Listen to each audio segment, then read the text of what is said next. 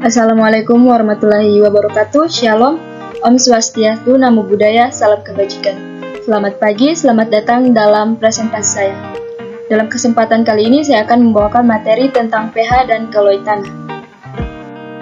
Sebelumnya perkenalkan, nama saya Winnie Nursila Kasim, NIM 220311080032. Mata kuliah Dasar-Dasar Ilmu Tanah, dosen penanggung jawab Dr. Insinyur Sandra Angelin Pakasi, MSI, Kaprodi, Dr. Insinyur Sofia Wantasen, MSI, dosen pengampu, Insinyur Roni Nango, MS.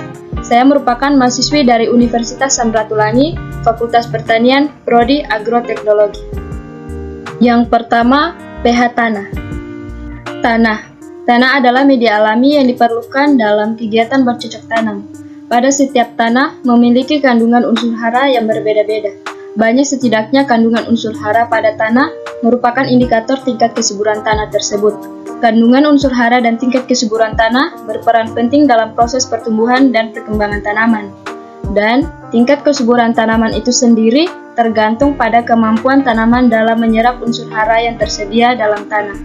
Faktor penting yang mempengaruhi proses penyerapan unsur hara oleh akar tanaman adalah derajat keasaman tanah atau pH tanah. Pengertian pH tanah. pH tanah adalah sebutan yang mengacu pada tingkat keasaman dan kebasahan suatu tanah pertanian yang ditunjukkan dengan skala angka 0-14. pH atau tingkat keasaman dapat dikatakan netral jika dia berada pada angka 7. Tetapi, tingkat pH yang toleran untuk dapat ditumbuhi tanaman dengan subur adalah kisaran angka 6,5-7,5. Suatu bahan atau tanah dapat dikatakan memiliki nilai pH yang netral jika grafik pada skala pH menunjukkan tepat pada angka 7. Jika grafiknya menunjukkan angka yang lebih rendah daripada angka 7, maka tanah tersebut dapat dikatakan sebagai tanah asam atau memiliki keasaman yang tinggi. Semakin rendah angka yang ditunjukkan, maka semakin tinggi keasaman tanah tersebut. Sedangkan jika grafik penilaian menunjukkan angka di atas 7, maka tanah tersebut dapat dikatakan sebagai tanah basah atau memiliki kebasahan tinggi. Semakin tinggi angka yang ditunjukkan, maka semakin tinggi pula tingkat kebasahan tanah tersebut. Faktor-faktor yang mempengaruhi pH tanah. Faktor-faktor yang mempengaruhi pH tanah adalah sistem tanah yang diranjai oleh ion-ion H+ akan bersuasana asam. Penyebab keasaman tanah adalah ion H+ dan Al3 yang berasal dalam larutan tanah. Konsentrasi ion H+ dan ion OH- mineral tanah, hujan, dan bahan induk. pH tanah di daerah rawa-rawa seperti tanah gambut, pH tanahnya lebih rendah lagi, yakni berkisar 3,5 sampai 4,0. Dan ada juga yang ber-pH lebih kecil dari 3,0, seperti tanah sulfat masam.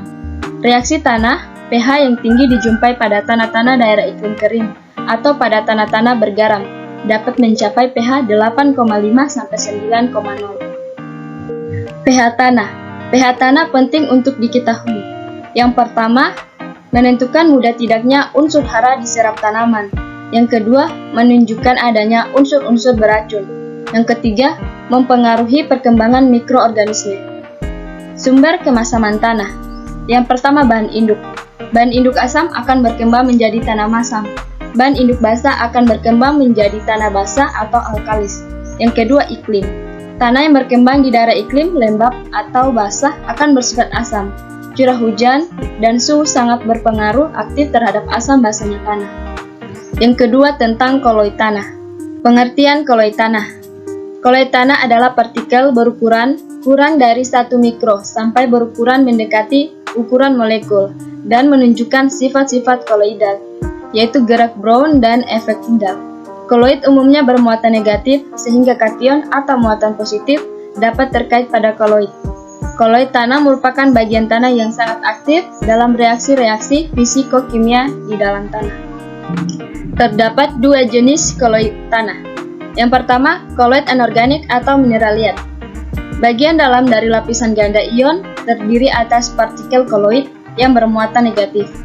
Koloid anorganik adalah yang tidak terdiri dari senyawa anorganik. Senyawa anorganik adalah senyawa tanpa ikatan antara atom karbon dengan karbon lain.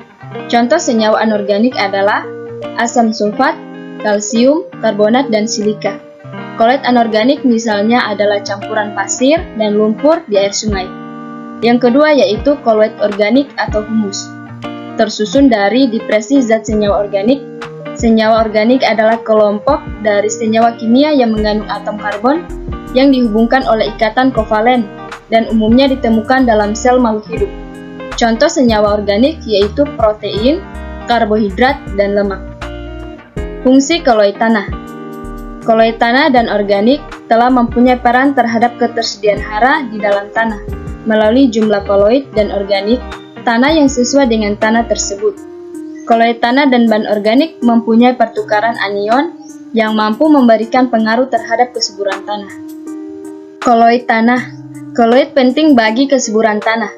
Koloid tanah dan bahan organik membentuk agregat dan struktur tanah yang baik, sehingga secara tidak langsung akan memperbaiki kondisi fisik tanah, dan pada gilirannya akan mempermudah penetrasi, penyerapan air, perkembangan akar, meningkatkan ketahanan terhadap erosi, serta dapat mempertahankan ketersediaan hara.